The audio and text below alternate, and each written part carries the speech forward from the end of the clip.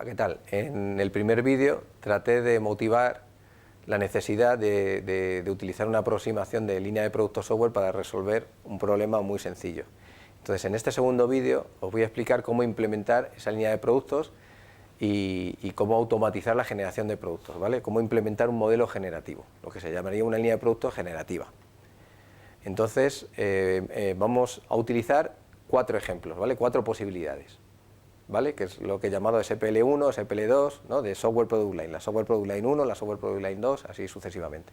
Entonces, la primera solución que propongo es la que veis en pantalla. En este caso, vamos a generar los productos. La línea de productos va a ser un compilador y vamos a implementar ese compilador en Ruby, ¿vale? El compilador recibe código fuente en formato XML y a partir de ese código fuente produce código objeto Java. En pantalla podéis ver, detrás de mí podéis ver la apariencia que tienen esos ficheros XML, ¿vale? El primer XML, el que hace referencia al lector de personas, diría, bueno, queremos obtener un producto que lea personas, que lea ficheros CSV, donde cada una de esas filas haga referencia a datos de una persona, ¿vale? Y cada una de esas filas va a contener 2 campos, un campo nombre de tipo string y un campo edad de tipo entero. En el segundo ejemplo solicitaríamos al compilador la generación de un producto capaz de leer información de tipo libro, de clase libro, ¿vale? Y esa clase tiene a su vez 3 campos, un campo que se llama autor, que es de tipo string, otro campo llamado título, de tipo string, y por último un campo llamado precio, de tipo entero, ¿vale? Entonces, a lo largo de la presentación también voy a utilizar la notación en T típica de compiladores que tenéis más abajo, que bueno, básicamente lo que hace es que en un extremo de la T veis que pone XML, sería el código fuente, en el otro extremo de la T iría el lenguaje en el que producimos el código objeto, y luego en la base de la T aparece Ruby, ¿no? Que es el lenguaje en el que estamos implementando el compilador, o en un futuro también veremos otra opción, ¿no? En la que implementaremos un intérprete. Bueno, vamos allá. La línea de productos, nuestro compilador, está organizado en 3 componentes básicos, que sería un analizador, un generador y un modelo semántico. El analizador extrae la información del código fuente y la almacena en lo que llamamos el modelo semántico, que sería una estructura interna de memoria que es muy fácil de recorrer, muy fácil de procesar, ¿vale? Y se procesa por el analizador, por un lado, con el propósito de verificar la corrección del código fuente, ¿vale? O sea, de verificar que el ingeniero de aplicaciones no ha cometido ningún error léxico, sintáctico o semántico al escribir el código fuente. Y luego, por otra parte, el generador utilizará el modelo semántico para extraer la información que es variable de cada producto y particularizar el código que tiene dentro para obtener el código final, el código objeto. Bueno, como hemos dicho, vamos a implementar este compilador en Ruby, entonces lo tenemos ahí en pantalla. En este caso, bueno, muy sencillo. El modelo semántico básicamente es una clase Ruby, ¿vale? Que hemos llamado modelo semántico. Entonces esa clase almacena la información específica que necesitamos, que se ha especificado de manera abstracta para obtener cada uno de los productos y como he dicho antes, que luego utilizará el generador para obtener cada uno de los productos. Entonces esa información es el nombre de la clase y los campos que tiene asociada a esa clase, ¿vale? O sea, el nombre del tipo de datos que estamos utilizando, y luego hemos dicho que cada una de esas filas estaba organizado en campos separados por comas. Entonces, pues eso, qué campos tenemos y también el tipo de esos campos. Entonces, bueno, solo abajo veréis en pantalla que lo que hacemos campos va a ser un vector, y ese vector lo vamos a ir alimentando de pares nombre, tipo, ¿vale? Bueno, el analizador básicamente importa una librería que hay en Ruby que se llama ReXML, que es una librería para parsear código XML. Entonces, básicamente lo que hace es que parsea ese código XML y alimenta con esa información al modelo semántico. Va llenando los 2 atributos, que son el nombre y el otro atributo, que sería el atributo campos, que como hemos dicho es un vector que almacena pares. Por otro lado tendríamos el generador. Entonces, en este caso el generador va a utilizar plantillas de código, ¿vale? Entonces, Ruby tiene una librería que se llama ERB que facilita la creación de plantillas de código. Entonces, el código que vemos en pantalla básicamente lo que hace es cargar en memoria dos plantillas de código y instanciarlas con la información del modelo semántico para producir el código de las dos clases que necesitamos, ¿vale? Porque como comentábamos antes, la implementación estaba organizada en dos clases, ¿vale? Una clase que era persona o libro, lo que fuera, una clase que almacena el tipo de datos, ¿vale? Con los atributos para almacenar la información contenida en cada una de las filas, y otra clase que era la que iba procesando cada una de las líneas, ¿vale? La fase lector. Entonces vamos a tener dos plantillas, una plantilla para generar ese tipo de clases contenedoras de información, y otra plantilla para la clase que va leyendo, que va procesando ficheros CSV. ¿Vale? Entonces en pantalla tenemos esas dos plantillas. Como os he comentado en el otro vídeo, no os preocupéis si el código no se termina de ver, porque lo vais a tener disponible en un repositorio público, ¿vale? Luego os daré el enlace. En cualquier caso, lo que veis abajo es el zoom de la primera línea de código de una de las plantillas. Y lo que he querido resaltar en ese código es que hay un código que es común a todos los productos que vayamos a generar, un código que es fijo, que siempre es el mismo, y ese código está en azul, ¿vale? Y luego existe otro código que es variable. Entonces, ¿cómo se produce ese código variable? Bueno, pues con metacódigo, con un código que procesando la información almacenada en el modelo semántico va generando el código específico de cada producto. Entonces, en el caso de las plantillas ERB, el metacódigo se separa del código utilizando los símbolos que veis en pantalla, ¿no? El menor o el mayor y el tanto por ciento.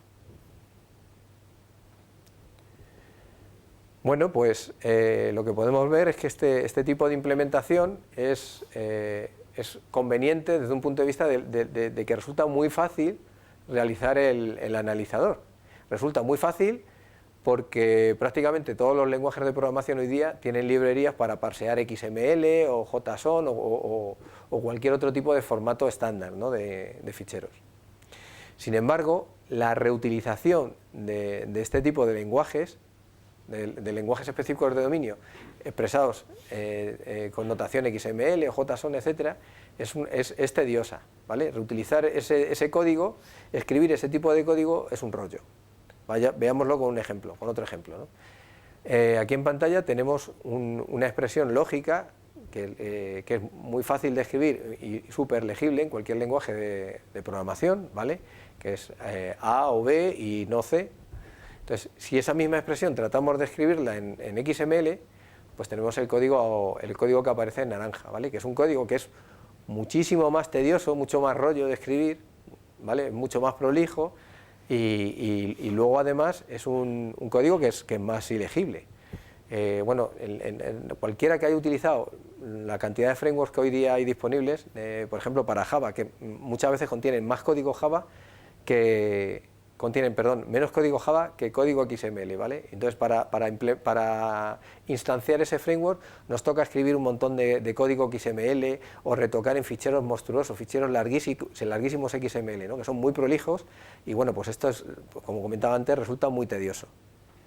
Entonces, este problema surge porque, en realidad, estos formatos XML, JSON y tal, lo que tratan es de alcanzar un punto de equilibrio. Tratan de que sea relativamente fácil que sea relativamente fácil escribir ese tipo de código y que sea relativamente legible, pero también lo que buscan, o yo diría que incluso sobre todo, lo que buscan es que sea muy fácil de parsear un fichero de ese tipo, ¿vale?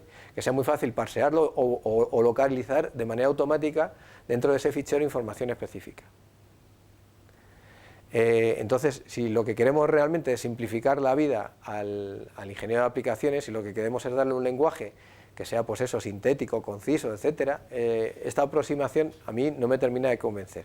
Entonces, podríamos ir a otra posibilidad, que es crear, pues, desde cero nuestro propio lenguaje específico de dominio. Entonces, para hacer eso, crearíamos nuestra propia gramática y, bueno, todo sería maravilloso. Tendríamos que utilizar herramientas clásicas, ¿no?, de compiladores, como LexiJack. Bueno, probablemente muchos de vosotros sabéis que estas herramientas y todas las posteriores que son evoluciones básicamente de LexiJack, son generadores de analizadores léxicos o sintácticos. Entonces, estas herramientas son muy potentes, pero cualquiera que las haya utilizado sabe que su manejo es complicado, es complejo. Y que luego el mantenimiento del analizador, si necesitamos cambiar e ir modificando el DSL, pues bueno, ir modificando las gramáticas, ir modificando los analizadores, etcétera, pues es bastante complicado, exige bastante trabajo. Entonces, mi punto de vista es que muchas veces si seguimos esta vía, estaríamos matando moscas a cañonazos. Porque lo que ocurre es que estas herramientas son imprescindibles cuando queremos desarrollar un lenguaje de propósito general. Pero el problema que estamos abordando, el tipo de problemas que estamos abordando aquí, son lenguajes específicos de dominio. Estos lenguajes suelen ser muy livianos, son lenguajes muy simples, muy sencillos, en los que el ingeniero de aplicaciones tan solo tiene que especificar aquellas características que distinguen un producto del resto, ¿vale? Entonces se puede llegar a una solución más sencilla. Entonces lo que vamos a tratar de ir es, a ese término medio. Vamos a llegar a algo que sea, por un lado, fácil de reutilizar, un código conciso, etcétera y tal, un DSL muy fácil de utilizar, pero por otro lado lo que queremos es que la creación del analizador y su mantenimiento también sea muy sencilla. Entonces vamos a ver cómo hacemos esto. Bueno, en esta tabla vemos las distintas posibilidades que vamos a ver en este vídeo. Hemos visto la primera posibilidad, en la que el código fuente era XML, generábamos código Java y todo ello lo implementábamos, bueno, con un compilador Ruby. Entonces ahora vamos a implementar otra solución, que es la que vemos en naranja en el vídeo. En este caso, el código fuente va a ser Ruby, ¿vale? O sea que es el mismo código, estamos utilizando el mismo lenguaje para escribir el código fuente, para escribir nuestro DSL, que para escribir el compilador, ¿vale? Entonces esto es un poco raro. Ahora vamos a desarrollarlo un poquillo. Bueno, como el código en el que va a escribir, digamos el DSL realmente va a ser Ruby, va a ser el mismo código en el que estamos implementando el compilador, a este tipo de DSL se le suele conocer como DSLs embebidos o DSLs internos, ¿vale? Frente a los otros, que se les suele llamar DSLs externos. Entonces vamos a ver cómo funciona este truco. Antes me gustaría dejar bien claro que estamos trabajando exclusivamente en la parte del analizador, ¿vale? Estamos tratando de simplificar la creación del analizador. O sea que tanto el modelo semántico como el generador de la solución SPL2 es exactamente la misma que la del SPL1. Bueno, en naranja tenemos los ficheros XML que teníamos anteriormente, ¿vale? Y ahora vamos a proporcionarle al ingeniero de aplicaciones un DSL cuyo código se parece más, bueno, va a ser el código que vemos en verde, ¿vale? Por ejemplo, para especificar un lector de personas diríamos, oye, queremos un producto, queremos un lector, un programa en Java que lea objetos, que lea líneas con información de clase persona, que va a tener dos campos, un campo nombre de tipo string y un campo edad de tipo entero. Si queremos obtener un lector de libros, diríamos, escribiríamos el otro código que aparece en verde, ¿vale? Queremos leer información de clase libro que va a contener tres campos, un campo autor de tipo string, un campo título de tipo string y un campo precio de tipo entero. Entonces, a simple vista lo que vemos aquí es que el código verde es mucho más conciso que el código naranja. En este ejemplo, bueno, es trivial y lo que estamos ganando igual no es demasiado, pero tened en cuenta que hay un montón de símbolos de mayor y menor, de barras, etcétera, que hemos necesitado escribir en el XML y que en el otro código no lo hemos necesitado escribir. De hecho, bueno, en concreto XML, en el momento en que necesitemos anidar cosas, que es lo que nos pasaba en el ejemplo cuando escribíamos una expresión lógica, pues empieza aquello a degenerar y se convierte en un código súper prolijo, ¿vale? Entonces ese problema no lo vamos a tener con este nuevo código, con este nuevo lenguaje verde, ¿vale? Entonces, aquí realmente es un DSL, realmente es un código que es abstracto, que obvia cualquier detalle de implementación y es un código bastante, bueno, legible, es un código conciso y bueno, que está utilizando esa terminología específica de ese dominio, ¿vale? Que son personas, campos, etcétera. O sea, clases, campos, bueno. Entonces, ¿cómo funciona esto? Bueno, realmente lo que estamos haciendo es utilizar un truco, ¿vale? Ruby, como otros lenguajes, como Python, es un lenguaje de tipado dinámico y es un lenguaje interpretado, ¿vale? Entonces, ¿qué conseguimos con eso? Bueno, conseguimos que podemos, en tiempo de ejecución, nuestros programas Ruby pueden generar código o pueden leer código almacenado en ficheros, que es código ejecutable, ¿vale? Podemos leer ese código, generarlo y en tiempo de ejecución, como digo, ordenar que se ejecute ese código. Entonces, abajo del todo, que pone analizador abajo, cuando pone modelo semántico igual eval, file, read, lo que sea, lo que estamos diciendo es, oye, lee la especificación de un producto particular, que en este caso va a ser, vamos a generar un lector de libros, ¿vale? Eso va a estar almacenado en el fichero DSL libro, ¿vale? El fichero DSL libro contiene lo que pone arriba, que pone clase, libro, do, etcétera, ¿vale? Pues eso es lo que contiene ese fichero. Bueno, pues eso que tenemos ahí realmente ya es código Ruby. Entonces lo que estamos haciendo es decir, lee ese fichero, eso es lo que conseguimos con file.read, y a continuación con el eval lo que estamos haciendo es decirle, oye, evalúa ese código, ejecuta ese código, ¿vale? Entonces, ¿dónde está la magia? ¿Cómo se consigue esto? Bueno, lo que está ocurriendo es que Ruby, aparte de ser interpretado y ser de tipado dinámico y estas cosas, tiene una sintaxis que es muy maleable, es una sintaxis muy plástica. Entonces, por ejemplo, permite que escribamos métodos utilizando paréntesis para separar el nombre del método de los parámetros, que eso es algo común en todos los lenguajes de programación, pero además nos permite obviar esos, si queremos podemos obviar esos paréntesis, ¿vale? Y además también tiene ofrece otra posibilidad, que es la de asociar a la llamada a un método, asociarle un bloque de código, ¿vale? Un bloque de código que luego desde el método se puede ejecutar cuando consideremos conveniente. Entonces, si nos fijamos, por ejemplo, en el código de la clase libro, do, etcétera, ese clase libro parece una palabra reservada, parece que hubiera un lenguaje, un DSL, cuya palabra reservada es clase, ¿no? Y luego estamos especificando el tipo de lector. Bueno, pues realmente no existe tal palabra reservada. Esa palabra reservada realmente es un método que se llama clase, que lo vemos abajo en el analizador. Entonces, a clase le estamos introduciendo como parámetro un string que es libro, ¿vale? Entonces, cuando le damos al eval, lo que va a hacer ese fichero es invocar al método clase con un parámetro, con un valor concreto del parámetro, con el valor libro. Entonces, si nos fijamos en el código de clase, lo que vemos es que creamos una instancia del modelo semántico y en la siguiente línea lo que hacemos es actualizar el atributo nombre clase con el parámetro nombre con que hemos invocado al método, ¿vale? A continuación, vamos a un poquito más abajo, ejecutamos YEL. Entonces, YEL lo que provoca es que se ejecute ese bloque de código que hemos asociado a la llamada al método.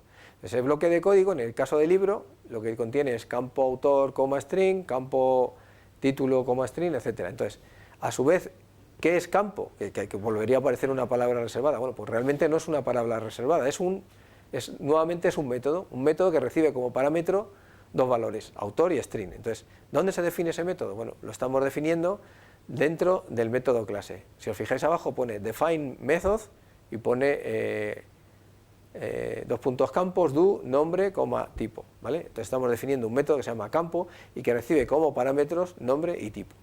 ¿Qué hace ese método? Lo único que hace es actualizar el atributo campos según la información que le estamos introduciendo al método, ¿vale? Entonces, básicamente cuando llamamos al eval, lo que estaríamos haciendo es llamar primero a clase y luego desde clase, cuando hacemos el YEL, estaríamos ejecutando el bloque, y el bloque lo que va haciendo es llamar a campo una vez con los parámetros autor, string, llamar otra vez a campo con los parámetros título o string, y por último volver a llamar a campo con los parámetros precio e int, ¿vale?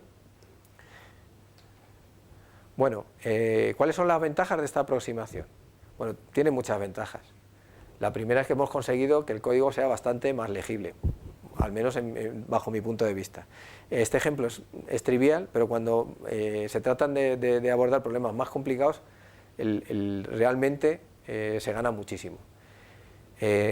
Otra cosa que es interesante es que el mantenimiento del analizador es pues eso, muy conveniente, es muy cómodo, porque realmente lo que estamos haciendo es escribir métodos, ¿vale? Entonces, en cualquier momento necesitamos añadir crear una nueva palabra reservada para nuestro lenguaje, pues simplemente hay que escribir un nuevo método y ya está, ¿vale? Todo se simplifica muchísimo.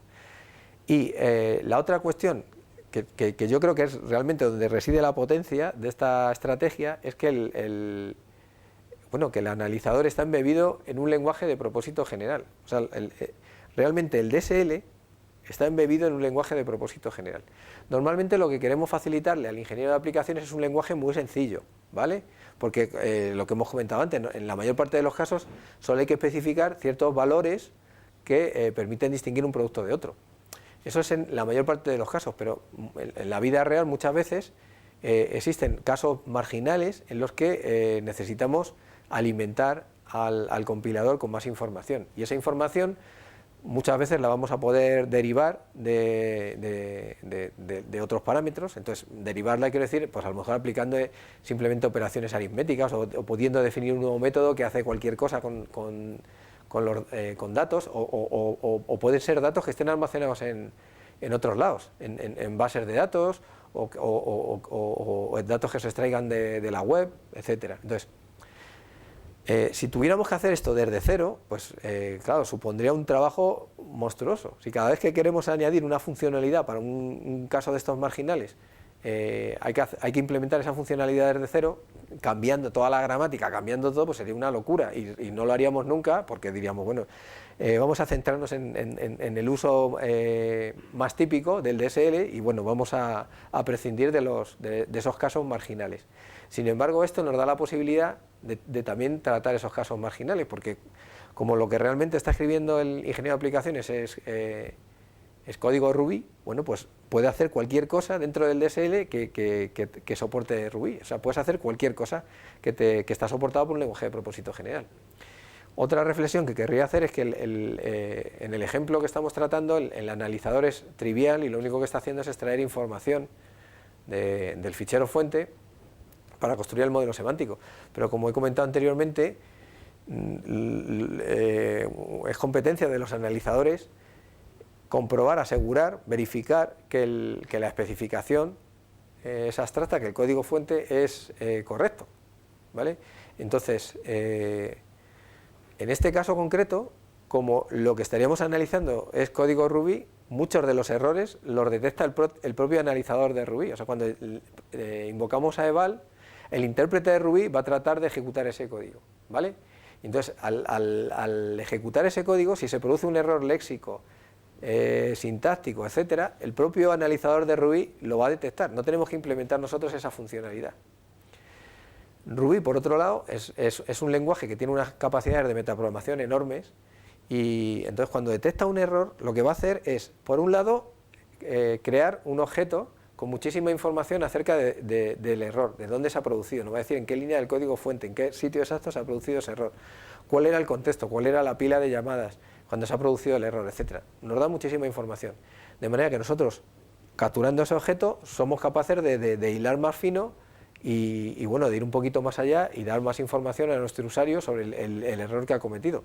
Pero no solo eso, sino que Ruby además es un lenguaje súper dinámico, y como lo que estamos haciendo, la manera de afrontar la implementación del DSL es llamando a métodos, imaginad que a la hora de escribir la palabra reservada, ¿no?, que realmente era un método, el ingeniero de aplicaciones se equivoca en alguna letra. Bueno, pues cuando esto ocurre, se produce un error, ¿vale? Un error que no es ni léxico ni sintáctico, es un error que consiste en que estás llamando a un método que no existe, ¿vale? Entonces, Ruby tiene un método que se llama method_missing, ¿vale?, al que se le invoca cuando se llama un método que no existe, ¿vale? Entonces, method_missing recibe como parámetro un objeto con mogollón de información, con muchísima información acerca del contexto en el que se está produciendo esa llamada al método que no existe. De manera que, reescribiendo el method_missing, ese método, podemos digamos, no solo ir al fino y detallar específicamente cuál ha sido el error, sino que podríamos incluso enmendar el error en tiempo de ejecución. Podríamos decir, utilizando por ejemplo una distancia tipo Levenshtein, ¿no? Una distancia simplemente viendo cuál es el string, cuál es el nombre del método. Decir, bueno, ¿qué otro método de los que tengo yo se parece más a este? Vale, pues este. Entonces coger y decir, dar la opción de que automáticamente el compilador coja y llame a ese método. Bueno, se pueden hacer muchísimas cosas y bueno, la verdad que se simplifica mucho la vida utilizando esta aproximación, ¿vale? La aproximación de la SPL2. Vamos a avanzar un poquillo más. Entonces, en este caso, lo que vamos a construir no es un DSL compilado, sino que va a ser un DSL interpretado, ¿vale? El código fuente es Ruby, el código objeto es Ruby y el lenguaje en el que implementamos el intérprete es Ruby, ¿vale? Todo queda en casa, todo es Ruby. Lo podéis pensar como que hasta ahora lo que hacíamos era que producíamos productos particulares, ¿vale? Producíamos productos finales, ¿vale? Un lector de libros, un lector de personas, un lector de lo que sea.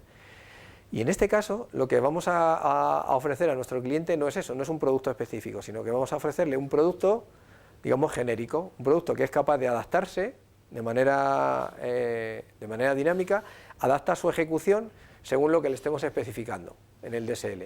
Es como si le estuviéramos diciendo, oye, compórtate ahora como un lector de libros, y entonces adecua su funcionamiento el intérprete y empieza a funcionar como un lector de libros. A continuación le decimos, oye, que hemos cambiado de opinión, pasa a ejecutarte como un lector de lo que sea, y entonces vuelve a adecuar su funcionamiento. ¿Vale? Entonces vamos a implementar esto. Que en el caso de Ruby vamos a ver que es muy sencillo. Entonces, nuevamente, me gustaría comentar que estamos trabajando exclusivamente sobre el generador, o sea que la solución SPL3 difiere de la SPL2 exclusivamente en el generador. El analizador y el modelo semántico son exactamente idénticos, ¿vale? Entonces, bueno, en este caso el código, que como os he dicho, si no se ve bien en pantalla no os preocupéis porque os lo voy a dejar en un repositorio público. Bueno, pues el código lo único que está haciendo es, en tiempo de ejecución, utilizando la función que hemos visto antes, eval, es ir creando clases acorde a lo especificado en el modelo semántico. Entonces, efectivamente crea esas clases y luego crea instancias, crea objetos de esas clases, y de esa manera va adecuando dinámicamente el comportamiento. Vamos, quiero decir, entender esto es trivial comparado con lo que hemos estudiado antes, ¿no? Con lo que hemos explicado antes, ¿vale? O sea que esto es sencillo y no voy a incidir más. Muy bien. Bueno, la última solución que quería comentar se debe a que, bueno, realmente nuestro cliente quería programas Java y nosotros le estamos, si estamos ofreciendo la solución interpretada, lo que le estamos dando es un programa Ruby que le da la funcionalidad que él quiere, pero que está escrito en Ruby, no en Java. Entonces puede ser que él quiera que el programa esté hecho en Java, bueno, o en otro tipo de problemas más complejos. Puede ser que nos movamos en un universo Java y necesitemos que la solución que estemos aportando sea Java, ¿vale? Entonces, ¿es posible conseguir esto? ¿Es posible crear un intérprete Java que adecue su funcionamiento según lo que se especifique en el DSL? Bueno, pues en principio parece que va a ser complicado conseguir esto, porque Ruby, como he comentado al principio, es un lenguaje interpretado y de tipado dinámico. Eso quiere decir que todo es tiempo de ejecución. En tiempo de ejecución podemos definir tipos, podemos definir clases e instanciar tipos, crear objetos de esas clases. Sin embargo, Java es un lenguaje compilado y de tipado estático. Eso significa que hay un tiempo de compilación y hay un tiempo de ejecución, ¿vale? Y esos tiempos están totalmente, pues eso, predefinidos, ¿no? Hay unas cosas que se pueden hacer en tiempo de compilación y otras que se pueden hacer en tiempo de ejecución. En tiempo de compilación podemos definir tipos, podemos definir clases, ¿vale? Y en tiempo de ejecución podemos instanciar tipos, pero en tiempo de ejecución no podemos definir tipos, ¿vale? Y ese es el problema que tenemos aquí. Para que el intérprete adecue su funcionamiento necesitamos definir tipos, necesitamos definir clases, ¿vale? Porque según lo que viene en el DSL hay que crear de manera dinámica pues clases que tengan atributos para leer, para almacenar libros, clases que tengan atributos para almacenar datos de personas y así sucesivamente. Entonces vamos a ver cómo podemos sortear estas limitaciones. Bueno, Pues la manera de conseguirlo es utilizando una implementación en Java del intérprete de Ruby, ¿vale?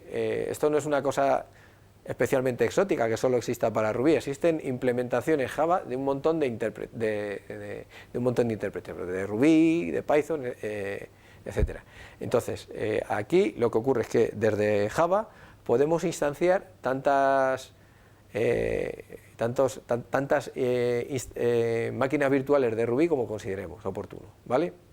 Entonces, lo interesante del asunto es que tenemos dos universos, el universo Java y el universo Ruby. Cuando desde Java creamos una instancia de Ruby es como si generamos un nuevo universo Ruby. Muy bien. Entonces, lo interesante es que esos universos no son disjuntos, son universos que tienen, digamos, vasos comunicantes, ¿vale? Desde Java podemos mandarle información a Ruby, ¿vale?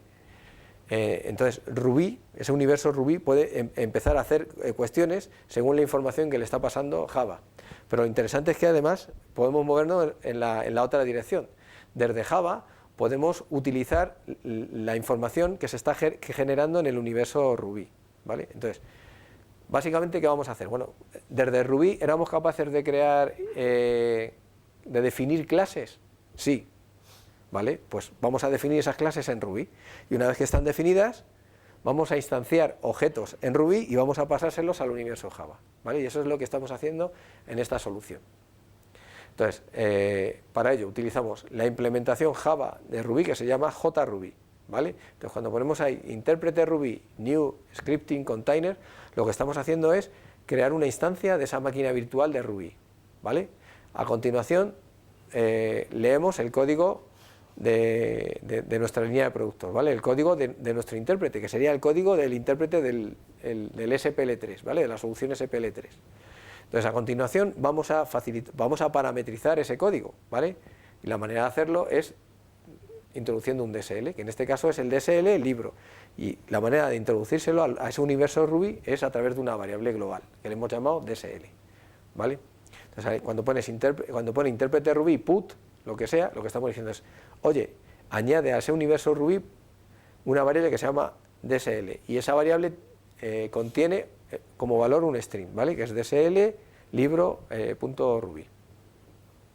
A continuación, lo que hacemos es ejecutar el código de la línea de productos, ¿vale?